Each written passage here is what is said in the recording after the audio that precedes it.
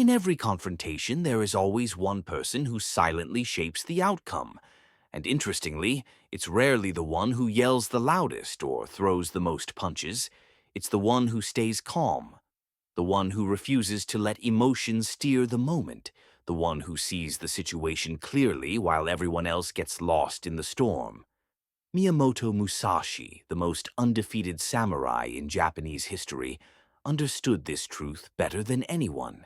His legacy is astonishing: over 60 life-or-death duels and not a single defeat.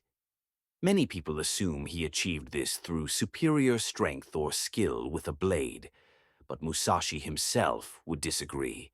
He believed his true power came from mastering the inner battle, the psychological war happening before swords were even drawn. Think about what happens when you feel threatened or disrespected. Even a sharp comment from a coworker or an argument with a friend can trigger the same biological alarm system that protected our ancestors from predators.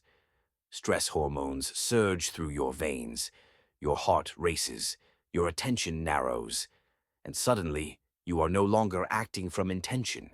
You are acting from instinct. You become the emotion that took over. This is where most people lose, long before anything physical occurs. Musashi discovered a radical alternative: emotional distance. Instead of fighting inside the emotion, he learned to rise above it. He treated emotions like weather: real, noticeable, sometimes intense, but temporary. A storm does not become the sky, and anger does not have to become the self. This shift is subtle but powerful. Instead of saying, "I am angry," you say, "Anger is present." Instead of, "I am scared," you say, "Fear is rising." By observing the feeling rather than becoming it, you create a gap, and in that gap, you regain control. You can choose. You can think. You can act with intention rather than reaction. Musashi trained this mental separation relentlessly. He intentionally placed himself in risky situations, not just to build physical courage, but to test whether he could remain mentally still while chaos surged around him. Over time, emotional calm became his greatest defense. But calm alone was not enough. Once his emotions no longer clouded his judgment, Musashi unlocked a second skill: seeing human behavior as a pattern. He realized that when someone becomes emotional, angry, afraid, proud, they actually become easier to read. Their actions shrink down to predictable reactions. Musashi studied these reactions the way a strategist studies a battlefield. He became a master of anticipation.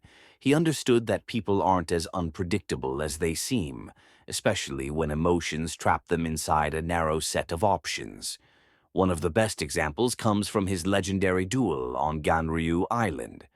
Musashi arrived intentionally late, not because he was arrogant, but because he wanted to disrupt his opponent's emotional rhythm. His rival's temper spiked. Impatience turned into rage, and that rage turned into a fatal mistake. Musashi walked into the fight already knowing how his opponent would move, because furious people always reveal their cards too early. This kind of awareness isn't mystical. It is grounded in psychology. Even today, top negotiators and military strategists profile emotional tendencies before conflict.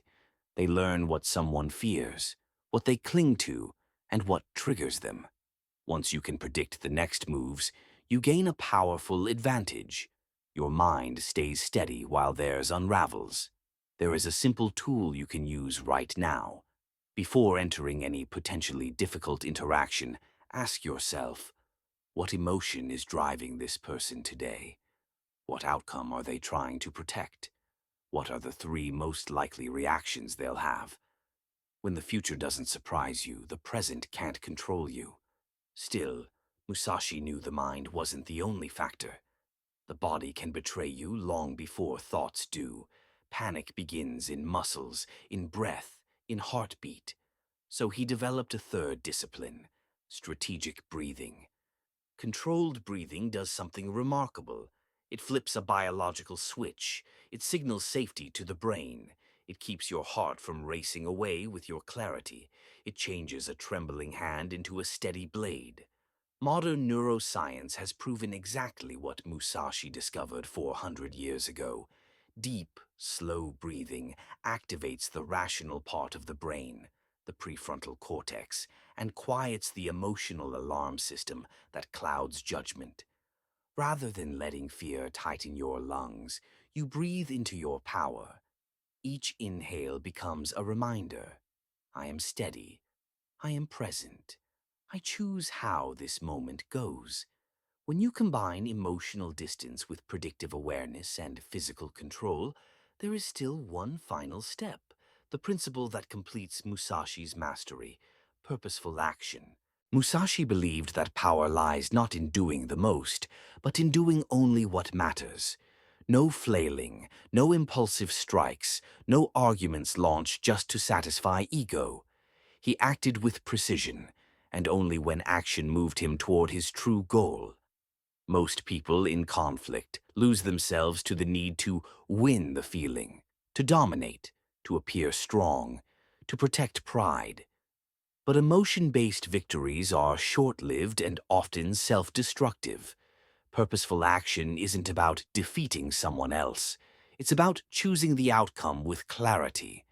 Musashi's movements, whether with sword or with presence, were minimal, direct, and decisive. So, ask yourself in the heat of any disagreement, what is the version of this moment that I want to walk away with? Peace, understanding, respect, a boundary finally set? Let that desire shape your response, not anger's demands. Musashi's true weapon was never the sword in his hand. It was the mind behind it, the stillness within chaos. He proved a timeless truth. The calmest person in the room owns the room. Not because they overpower others, but because they are not overpowered by themselves. His philosophy offers a new way to see conflict today, not as a battlefield of emotions, but as an opportunity to practice clarity, strategy, and self-mastery. Separate from emotion instead of drowning in it. Study patterns instead of assuming randomness. Use breath to guide the body, and every move you make, let it serve your higher purpose. While everyone else is driven by the storm, you can become the one steering the ship.